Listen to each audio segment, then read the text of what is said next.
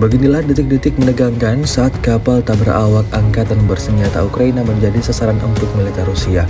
Rekamannya ramai beredar di media sosial Telegram pada Sabtu 8 Juni 2024.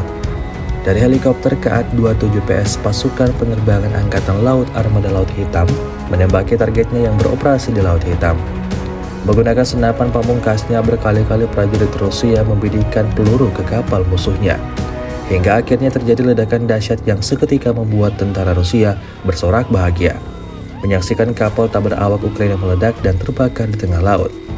Dapat dipastikan tidak ada yang tersisa, seluruh awak kapal diklaim kehilangan nyawa. Insiden ini jelas menambah daftar panjang kerugian yang didapatkan angkatan bersenjata Ukraina.